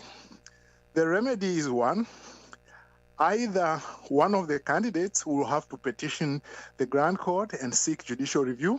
That is one. Another one is under Section 3 of the Attorney General Reference of Questions Act, Section 3.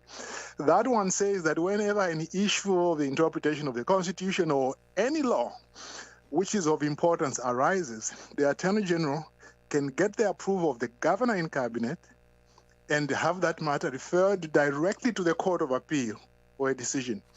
And I think that this is a matter which the Attorney General should do that. Now, I think the law is not.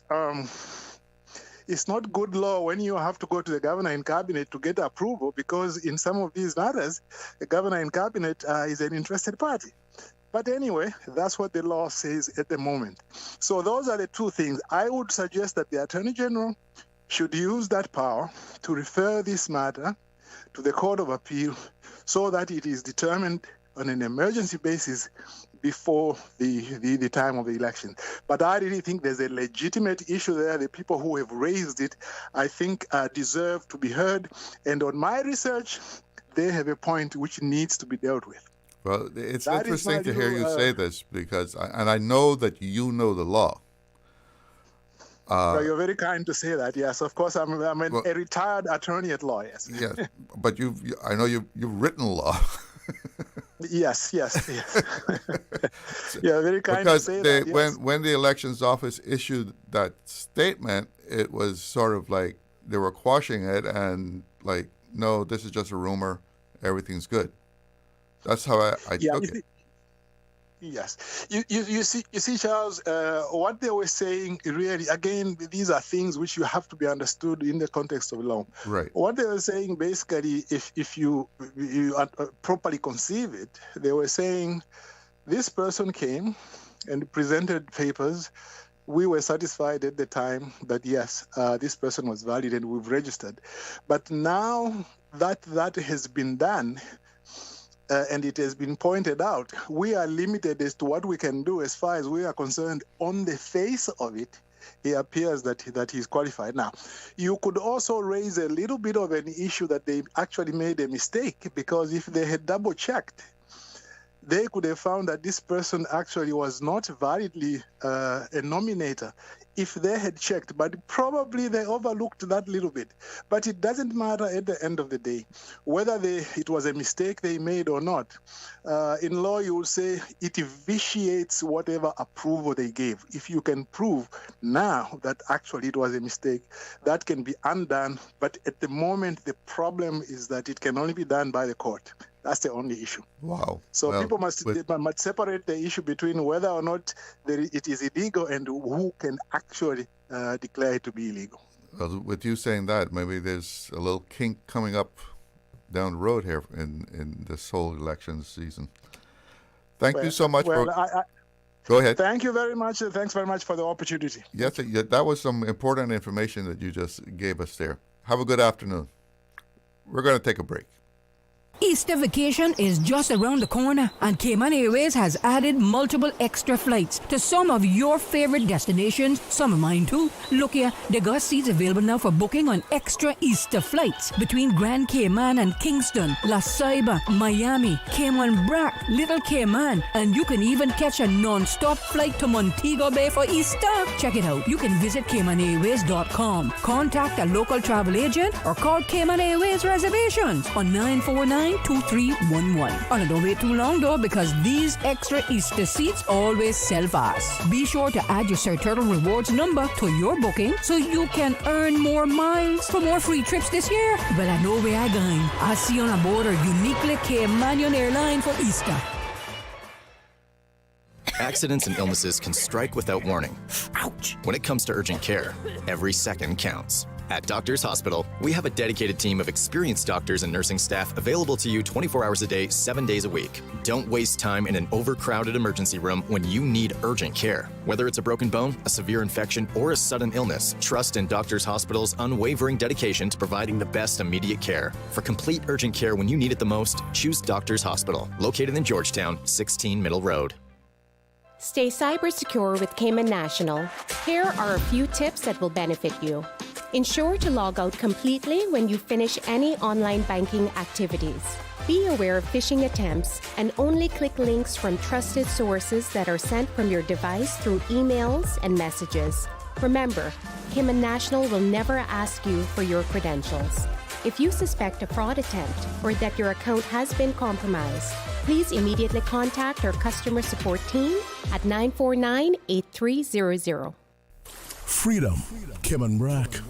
Freedom, Little Cayman. Soft breezes, blue waters, no traffic. Unwind and rejuvenate your mind, body, and soul. Sister Island Staycations, a taste of freedom. Discover all that our sister islands have to offer. And now a paid political message from the Progressives. Hi, this is Delmira Bodden, PPM candidate for East End. Please join me at Miss Lucille Rankin's yard on Wednesday, April 2nd at 7:30 p.m. Come out and hear the issues that matter to you. The solutions we are ready to deliver. Cayman needs proven, stable leadership. That's exactly what PPM is about. Let's keep moving forward with the PPM. We're moving forward, baby. We're moving forward.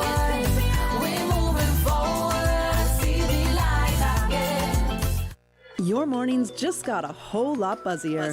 Join me, Kathy Miller, every Tuesday and Thursday from 7:30 to 9:30 a.m. on The Buzz, Radio Cayman's morning talk show with insight, impact, and inspiration, covering business, policy, finance, health, culture, and the biggest local and global issues impacting our Cayman community. With fresh perspectives from younger generations to stories of inspiration from local entrepreneurs. Tune in and turn up Tuesday and Thursday mornings, 7:30 to 9:30 with me, Kathy Miller, on The Buzz. The Buzz. Radio Cayman's Talk Today.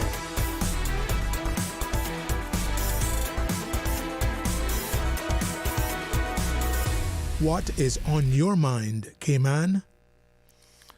Welcome back. It's about 5 minutes to 2 o'clock, and we are taking calls for the rest of the show. Join in. You can call us at 1-800-534-8255 or 949-6990, and you can even send us a WhatsApp message, 925-3261. You can text us or leave us a note. And here's a note from on our WhatsApp. Mr. Moderator, why can't civil servants use flexi time to ease the traffic? Well, I guess they could. That's if someone organizes that well enough. Let's see another one here. This one's a little longer. Good afternoon. On the topic of cost of living, if raising the minimum wage to a realistic figure of about $12 an hour is not recommended, for sure, $7.50 an hour is not acceptable. The wages have lagged behind for years without keeping pace with the constant raise in inflation. Any Caymanian that really wants to work cannot survive on $7.50 per hour in one of the most expensive countries in the world. It's high time economists go out in deep water to really address the minimum wage situation. Wading around in shallow water with Band-Aid initiatives will never start to help the situation. Yeah, $7.50 an hour, well, kind of hard to live decently on that. Let's take a call. Good afternoon. You're on the air with Talk Today. Good afternoon. I'm calling back because I forgot to say something, and now I have something additional to say. Okay. I wish I were an eloquent speaker, but at least I do not stifle myself from expressing myself. I want to commend the last caller, our former draftsman for the islands, and I would say that he is an example of a new Caymanian. He integrated himself among us and contributed to our advancement and well-being, and he's still doing that up until his last call. And the other thing I forgot to say just now was that another reason why I appreciate you being back on the radio is because for those of us who do not remember or know the sacrifices of our seamen and how they built up our island, I would think I want to compare you now to them in that some of the younger generation know how to appreciate you being back on radio. And although the younger generation cannot give the seamen full appreciation or have the full appreciation of what they did, they can at least say no. Oh, Uncle Charlo was there and built up radio, built us up, and he is back. And they can compare that and make some and have appreciation for Caymanians who built Cayman here. That's why we should be first, not letting everybody else be receiving the kudos and Caymanians. People just thinking that Caymanians are fools and idiots and no education. Thank you, and I hope that you get a permanent place on Radio Cayman. Thank you so much for your kind words. You're welcome. Have a good afternoon. It's coming up on 2 o'clock, and that means it's time to take a little break here and see what's happening in the Cayman Islands with Radio Cayman News. Information, entertainment, inspiration.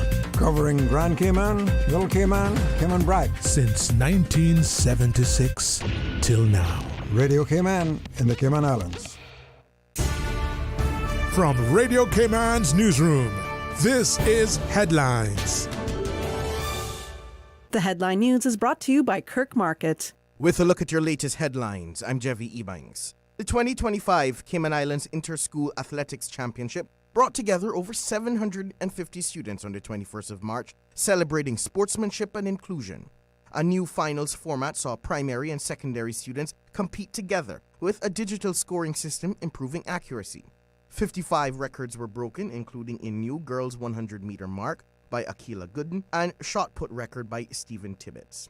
Officials praised the students' dedication and resilience, highlighting their discipline, perseverance, and teamwork. In regional news, in Belize, a 40-year-old owner of a funeral parlor will return to court on the 25th of April for sentencing after he was found guilty of having sexual intercourse with an 11-year-old child.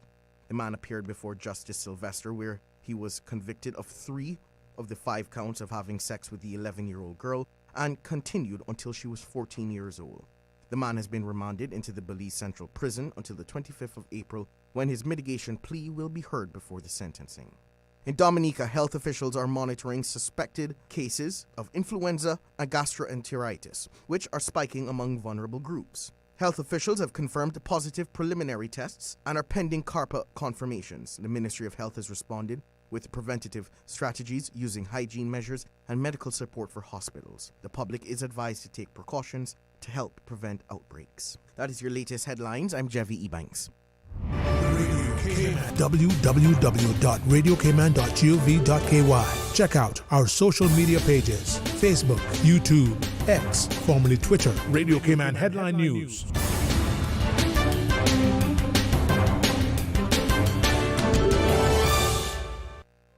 Looking for fresh, healthy food that's full of flavor? Then you've got to visit Kirk Market. Our dishes are made with fresh, high-quality ingredients. Enjoy vibrant mixed greens or satisfying pasta salads. Or try one of our delicious grill options like blackened chicken, spicy beef steak, or grilled salmon. Looking for something light and flavorful? We've got sushi rolls and poke bowls prepared daily. And don't forget to explore a hot bar or Billy Fresh salad at the salad bar. Stop by Kirk Market today for breakfast, lunch, or dinner and taste the difference. Eat well, live well with Kirk Market.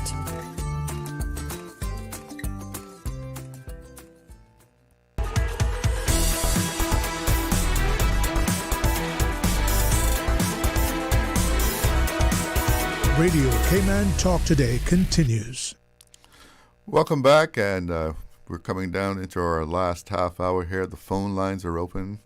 If you want to give me a call, talk about something topical for the day, something that is bugging you, something you want to complain about, something you want to compliment, get on the line. Give me a call. And we've had some interesting calls today with some interesting points being made. And among those, we've had health insurance is one of the things that was brought up by one of our callers. And that is an issue, especially when you start to get up in age, because you get retired, they And some companies, they don't even ask you if you want to retire.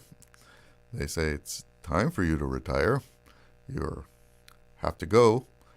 And with that goes some of your benefits, if not all of them, among them health insurance. You've got a reduced income now.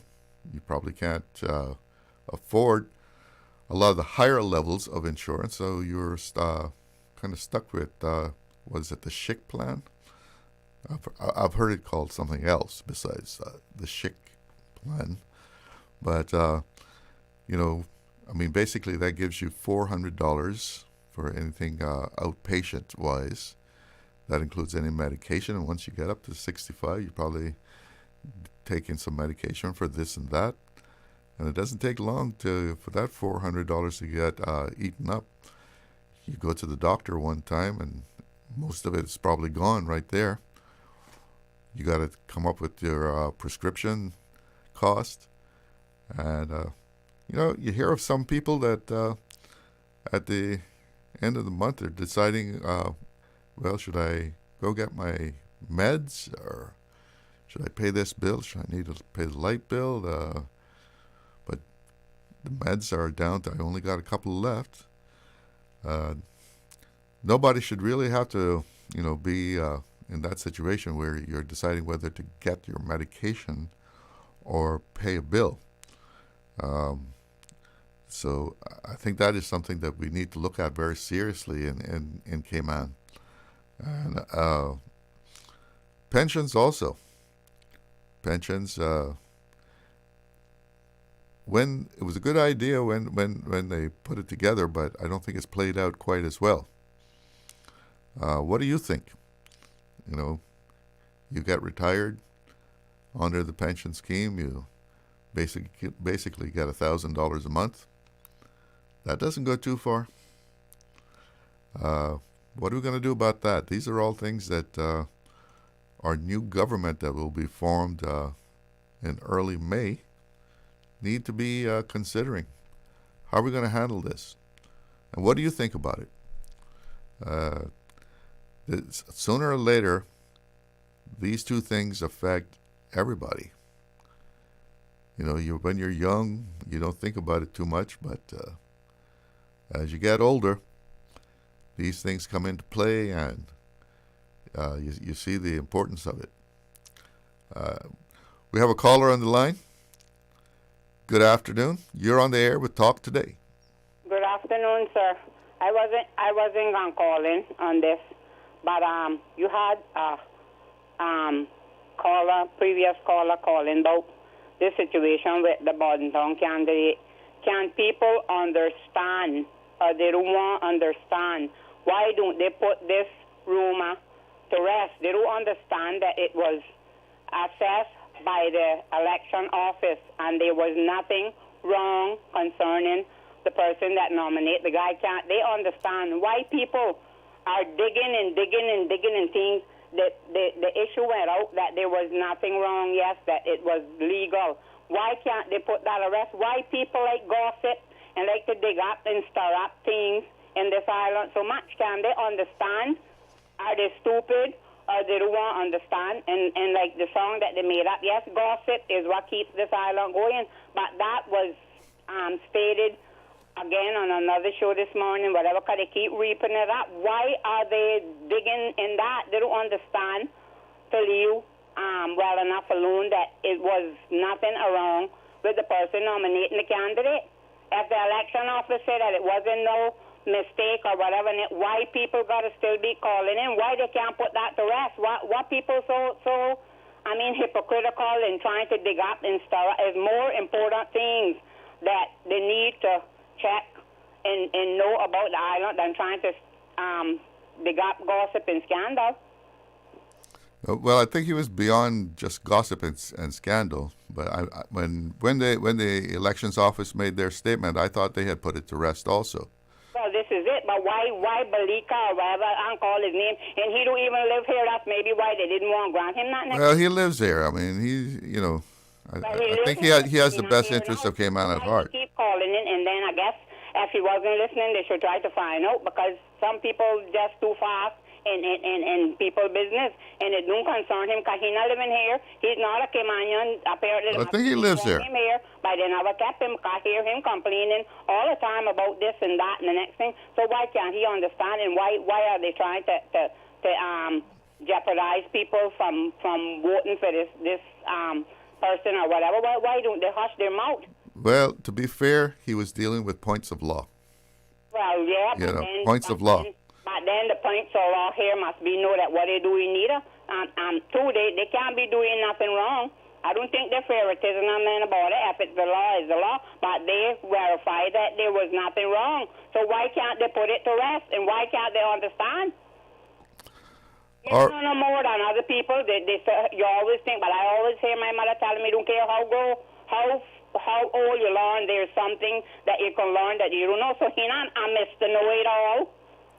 Well, he knows a lot about what he's talking about, I'll tell you. Well, then, but he obviously don't know about this because if they say it wasn't nothing wrong, then why he's still harping on it about this should be done and and next thing, whatever. Hush his mouth and go find something else to do. All right. Well, thank you so much for expressing yourself.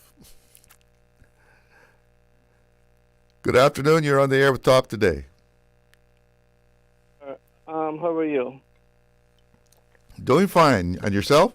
I'm well. I'm thankful for another day the good Lord has given me. I want to not talk about election because there are serious problems in West Bay, so I want to bring one of those to the forefront Okay. here today. As someone who traverses most of Birch Tree Hill Road most days, exercising, and Conch Point Road, I have called West Bay Police Station on numerous occasions. I have called Georgetown Police Station on numerous occasions, and nothing has been done about the speeding going on the road, on those roads, on Captain Reginald Drive. So it's Birch Tree Hill Road, it turns into Conch Point Road, and then you have Captain Reginald Drive. All hours of the day, there are people speeding, there are people on their cell phones, there are cars that are not fit to be on the road. They have lights dropping out in the back. At night, if I'm on the road, I see the same craziness happening. There is no police presence. I have stated this to both police stations and numerous officers. I have been promised that they're going to log it and they're going to send a car to patrol and no cars come. Believe you me, you can literally count the times that you see the police pass by here at night and day on these roads. The speeding is excessive. Persons are on their phone looking down or talking to their passengers. They're not paying attention to the roadways. And I have to walk in people's lawns and driveways to avoid cars from hitting me, all even at night if I'm gone for a walk or on the road. You have the brightest flashlight and the cars are still coming for you. Mm-hmm. My question is to the Commissioner of Police, Mr. Walton. I don't see him anywhere. I don't see his officers anywhere in West Bay. So my question is, why are we paying these officers a handsome salary every month and we cannot get the service that we need, which they have taken an oath to do, is serve and protect the people of the Cayman Islands? Doesn't matter whether you're Caymanian, a foreigner here, or whatever, or a visitor. We need to see more of a presence in West Bay for the police. I have had a police officer in West Bay ask me, what time of day is the speeding taking place? And I have said to that officer, it is taking place all the time. You know, I have even gone as far as to tell these officers that, you know, they're not doing their job, so why are we paying them salaries? And it's like the officers you speak to, if it's not a Caymanian officer, believe you me, sir, they don't want to hear what you have to say. I called Georgetown, it was about 2 weeks ago, and I was on the phone with an officer trying to explain and get some police presence on these three roads. and I heard a police officer, another male officer in the background, running his mouth. So I said, stop right there. You tell the officer in the background, I don't want to hear his mouth. I'm talking to you. Tell him I said to shut up. I'm not talking to him. And he started to grumble something else. There is a lack of police presence in West Bay. There is speeding going on the road. All 11 o'clock at night, you can hear these cars going down the road, speeding, booming their music. We have to put a police presence in our district in order for people to feel safe, so that accidents are not happening on our roads and innocent people losing their lives because persons traversing the roadways and vehicles don't give a darn about anyone else on a bicycle, walking, or a scooter. We have all of this expensive equipment that the Royal Cayman Islands Police Service has, but again, I have to ask the question, what is Mr. Kurt Walton doing to address the speeding and the lack of police presence in the District of West Bay? And I am going to put this out to every political candidate running for election for April the 30th. Well, that was the time to make the point. You all need to pick up the issue of the lack of police presence in our District of West Bay. There is no police. They are sleeping. They're at the wheels sleeping. You don't see the police. The police only come about if you call them to say to them, I smell weed smoking down my neighborhood road, or is a domestic dispute. Otherwise, the police do not come or respond to anything. The police want, every time crime happens in Cayman, every time we have a robbery, every time we have a murder, the police hollers for the public to come forward. The public of Cayman coming forward, sir, because the police is not doing their job to ensure that the Cayman Islands are safe for all to live in. Well, hopefully your plea has been heard. I hope so, but I will say this. But maybe you should try and appeal directly to the commissioner. I've tried that about 4 times, Mr. Glidden, and you cannot get a hold of our police commissioner. That's why I have come back to Radio Cayman and said, I hope his ears are listening. Hopefully. And I hope all the politicians or the would-be politicians, candidates running, need to pick this question up. There is no police presence in the District of West Bay, and it needs to be addressed, and it needs to be addressed ASAP. Because me, as a voter, I am tired of calling police stations and getting no response. And as they say, speeding kills. Thank you so much for calling. I have to go and do a commercial break, but thank you, and I hope you get some help with controlling the speeding in your neighborhood. Stay cyber secure with Cayman National. Here are a few tips that will benefit you. Ensure to log out completely when you finish any online banking activities. Be aware of phishing attempts and only click links from trusted sources that are sent from your device through emails and messages. Remember, Cayman National will never ask you for your credentials. If you suspect a fraud attempt or that your account has been compromised, please immediately contact our customer support team at 949-8300.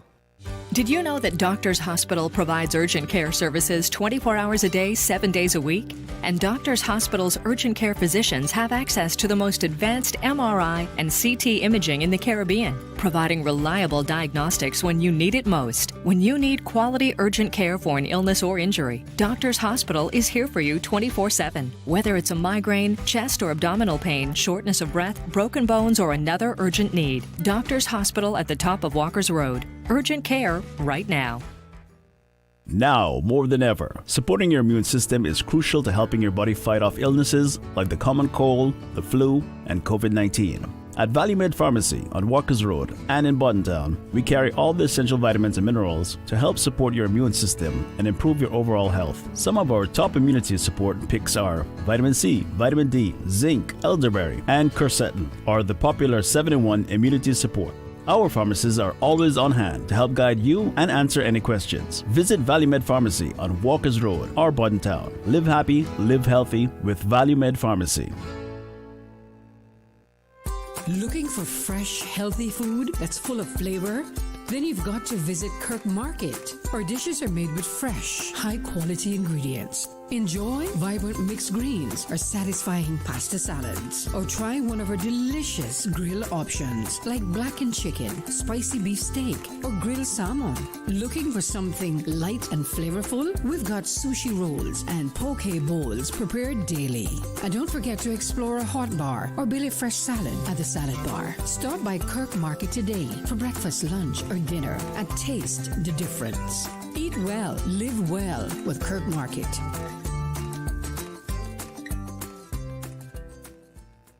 The best foundation you can wear is glowing, healthy skin. The offices of dermatologist Dr. Wayne Porter specialize in enhancing your skin's well-being. Whether you're seeking advanced skincare, including any skin cancers, Botox, filler, cosmetic skin enhancements, or simply looking to reduce wrinkles, Dr. Porter offers a full-service dermatology and dermatological surgery practice. For more information, email drportercayman@gmail.com or call 946-9020. That is 946-9020.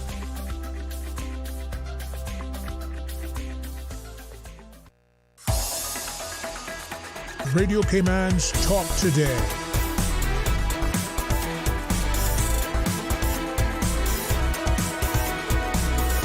What is on your mind, Cayman?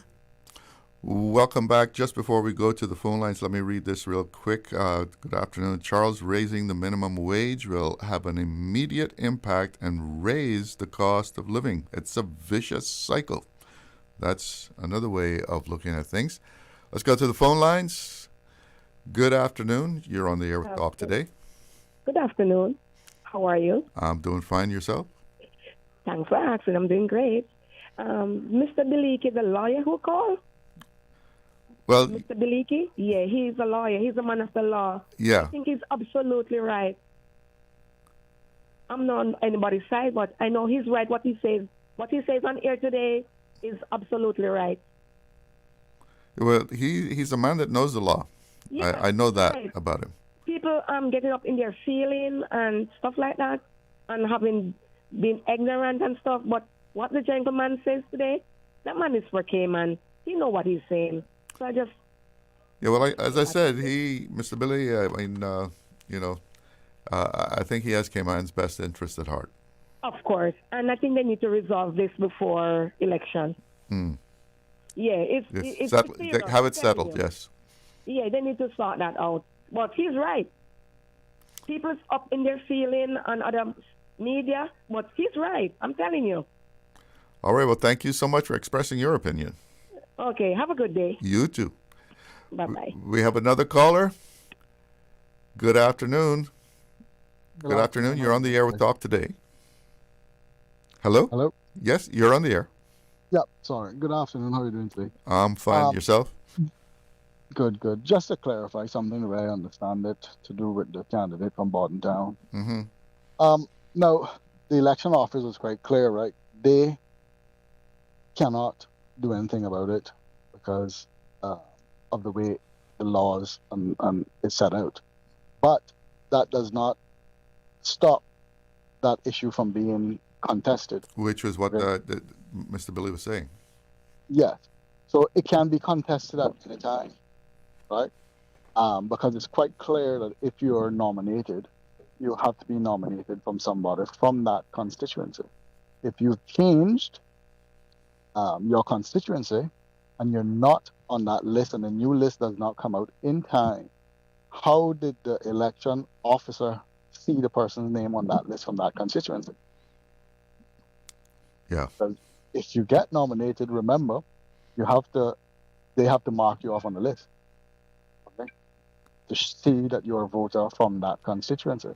So if the new list did not come out until the 1st, that's after nomination day, how was it possible for that person's name to be on the list? Well, that's the point that he was making, that just because you go and change it doesn't mean it's immediate. Exactly. You got to wait until the new list becomes effective. Correct.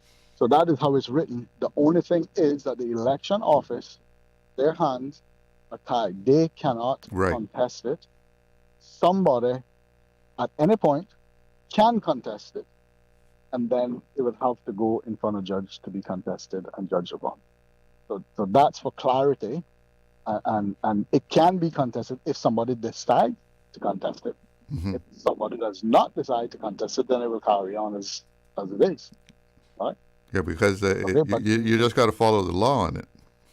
Exactly. But you can contest anything like Tara Bush was contested one time, I believe, years and years ago, about her staying in Cayman and not here long enough to be able to run for election. I don't remember that. That's right. She was working in the UK or something. That's part of her schooling over there. Correct.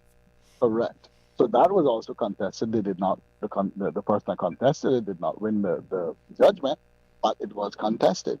The same goes for this, meaning that this issue can be contested, and it may be found or may not be found to be right or wrong. It depends on what the judge finds, right?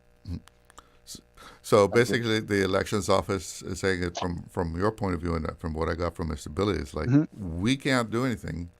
Exactly. It doesn't mean that somebody else can't do something.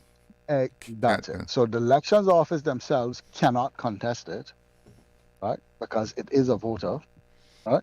But somebody from the constituency would have to contest it. You sound like you know a little bit about this. Right? It has to be someone from that district, from that electoral district. Yeah. Okay. So, for instance, one of the candidates from that district can contest it. One of the candidate supporters from that district can contest it. So we just have to sit back and see where this goes. I think if it's an issue, two things can happen. One, he could win; it could be contested, and it falls back on the next one below, who gets less numbers than him, right? Or they can contest it just before the election, and he's null and void, and it transfers over to the other two candidates. So, it's something that has to be looked at because, say, for instance, one of the candidates lost by 2 votes. Yeah. 3 votes. It could be contested at that time. It would be a shame if somebody waited until after the election or until you. Well, it's called politics for a reason. Yeah. Okay. So I'm just saying that it's left. So we, as an island, we sit and wait to see what happens unless somebody decides to contest it prior to the election. We have to wait and see what happens. All right. Well, Thank you. This election has just gotten a lot more interesting. Well, it is. I mean, this whole election is interesting anyway, because we've gone back to people wanting parties, but we've also gone back where it's the same people anyway. So does it really make a difference? I was quite surprised when I sat down and actually looked at the field. I mean, you got the 3 parties.